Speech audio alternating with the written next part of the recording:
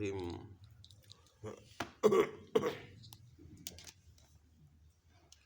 نحمده ونصلی علی رسولہ الکریم اما بعد کتاب الفتن، یہ کتاب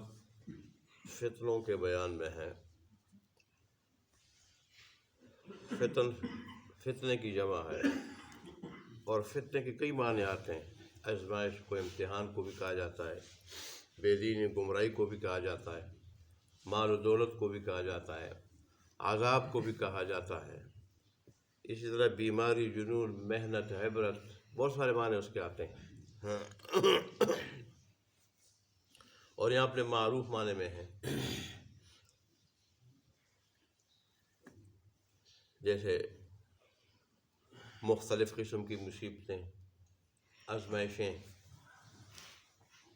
اردو میں بھی فتنے کا لفظ استعمال ہوتا ہے۔ تو جیسے آگے روایت آ رہی ہے حضرت حذیفہ ان کی، اور یہ رازدان رسول اللہ صلی اللہ علیہ وسلم کہلاتے تھے۔ رسول اللہ صلی اللہ علیہ وسلم نے فتنوں کے بارے میں بہت ساری احادیث ارشاد فرمائی تھی جو انہوں نے یاد کی تھی، جیسے کہ اس حدیث میں کہہ رہے ہیں، اور حدیث کا عنوان ہے حضور صلی اللہ علیہ وسلم نے قیامت تک ظاہر ہونے والے تمام فتنوں کے بارے میں پیشگوئی فرما دی تھی۔ عن حذیفہ قال قام فینا رسول اللہ صلی اللہ علیہ وسلم مقاما ما ترک شیئا یکون فی مقامہ ذلک الى قیام الساعة الا حدث به حفظه من حفظه ونسيه من نسيه قد علمه اصحابی هؤلاء وانه ليكون منه شيء قد نسيته فأراه فأذكره كما يذكر الرجل وجه الرجل إذا غاب عنه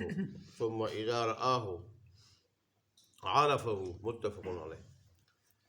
حذیفہ فرماتے کہ ایک مرتبہ رسول اللہ صلی اللہ علیہ وسلم خطبہ دینے کے لیے کھڑے ہو گئے، یعنی خطبے کے دوران یہ وعظ و نصیحت کے لیے کھڑے ہوئے، تو اپنے اس قیام کے دوران رسول اللہ صلی اللہ علیہ وسلم نے وہ سارے کے سارے فتنوں کا ذکر فرمایا جو قیامت تک ہونے والے ہیں۔ میرے یہ دوست یعنی صحابہ کرام کی طرف اشارہ فرمایا کہ یہ ان کو یاد ہے رسول اللہ صلی اللہ علیہ وسلم نے کیا کچھ کہا، یعنی خطبہ یاد ہے، خطبہ یاد ہے کہ رسول نے اس طرح فتنوں کے بارے میں خطبہ ارشاد فرمایا تھا۔ اب وہ تفصیلی فتنے کیا فرمائے تھے تو ظاہر ہے وہ بعضوں کو یاد ہے، بعضوں کو یاد نہیں ہے۔ کسی کو یاد ہوں گے وہ سارے کے سارے فتنے، کسی کو یاد نہیں ہے۔ اس طرح میرے بھی ان میں سے بہت سارے فتنے جو رسول اللہ صلی اللہ علیہ وسلم نے ذکر کیے تھے تفصیلاً مجھے یاد ہیں، لیکن بہت سارے میں بھول چکا ہوں، لیکن جب کوئی اس کا تذکرہ کرے گا تو مجھے یاد آ جائے گا کہ رسول اللہ صلی اللہ علیہ وسلم نے کون سے کس فتنے کا کیا ذکر کیا تھا، مجھے یاد آ جائے گا۔ کہ جیسے ایک آدمی جانا پہچانا ہو، وہ جب غائب ہو جائے کچھ عرصے کے لیے تو لوگ اس کو بھول جاتے ہیں، یہاں تک کہ لوگ اس کا چہرہ بھی لوگوں کے ذہنوں سے نکل جاتا ہے، لیکن جب لوگ اس کے چہرے کو دیکھ لیتے ہیں تو پہچان لیتے ہیں یہ فلانا آدمی ہے۔ ایسے ہی میں جب اس فتنے کا معمولی ذکر سنوں گا تو مجھے یاد آ جائے گا کہ رسول اللہ نے یہ ارشاد فرمایا تھا۔ اور جیسے کہ اگلی حدیث میں پھر آ رہا ہے کہ رسول نے فرمایا کہ ایک وقت ایسا آئے گا کہ مسلمانوں کے دلوں پر فتنوں کی یلغار ہوگی، بس بعض مسلمان ایسے ہوں گے کہ ان کے دل ان فتنوں سے متاثر ہو جائیں گے، اس طرف چلے جائیں گے اور ظاہر گمراہ ہو جائیں گے، اور بعض مسلمان ایسے ہوں گے قرآن سے تعلق مضبوط ہونے کی وجہ سے، دین سے تعلق مضبوط ہونے کی وجہ سے، ان فتنوں کی وجہ سے اس کے دل پہ، ایسے مسلمانوں کے دلوں پہ کوئی اثر نہیں ہوگا، لہٰذا وہ گمراہی کی طرف نہیں جائیں گے، اور نہ ان فتنوں میں مبتلا ہوں گے، نہ ان فتنوں کے شکار ہوں گے۔ جس کا تعلق قرآن سے مضبوط ہوگا، جس کا تعلق دین اسلام سے مضبوط ہوگا، ظاہر ہے جس کا تعلق دین سے مضبوط ہوگا اس کا تعلق اللہ سے مضبوط ہوگا، جس کا تعلق قرآن سے مضبوط ہوگا اس کا تعلق اللہ تبارک و تعالیٰ سے مضبوط ہوگا۔ تو ایسے فتنوں کے وقت ایک تو اللہ اس کی حفاظت کر دے گا،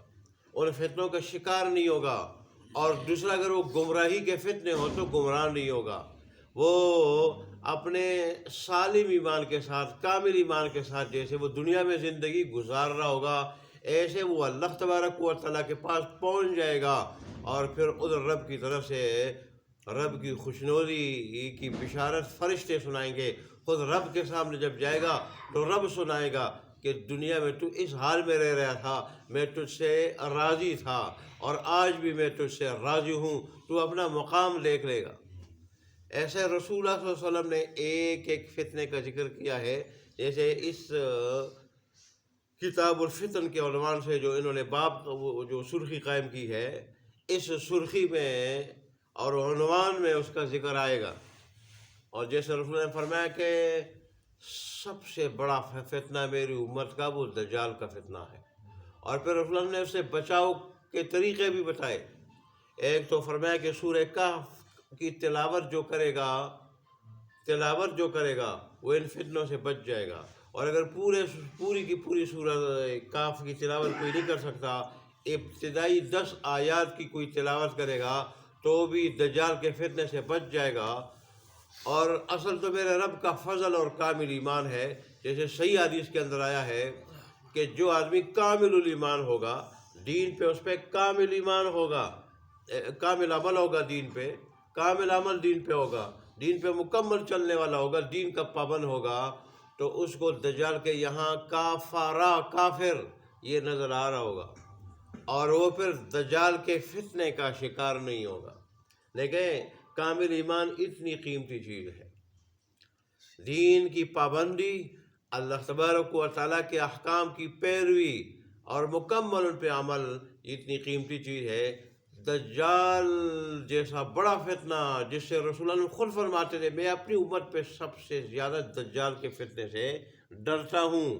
اس بدبخت کے پاس جنت بھی ہوگی بظاہر اس کے پاس جہنم بھی ہوگی، اگرچہ جنت بظاہر جو جنت ہوگی اندر سے جہنم ہوگی، جو جہنم ہوگی وہ اندر سے جنت ہوگی،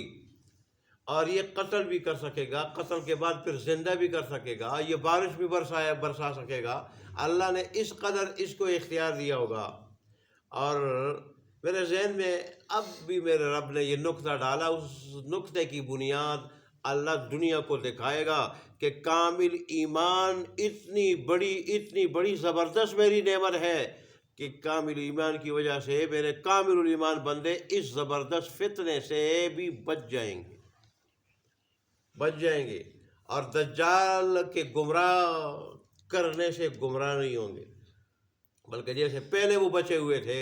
پھر بھی میرے فضل سے اور کامل ایمان کی برکت سے وہ بچ جائیں گے۔ کامل ایمان، دین کی مکمل پابندی، یہ اللہ تبارک و تعالیٰ کی اتنی بڑی نعمت ہے، تو اللہ تبارک و تعالیٰ ہمیں اپنے دین پہ مکمل عمل کرنے کی توفیق عطا فرمائے۔ وآخر دعوانا الحمدللہ رب العالمین۔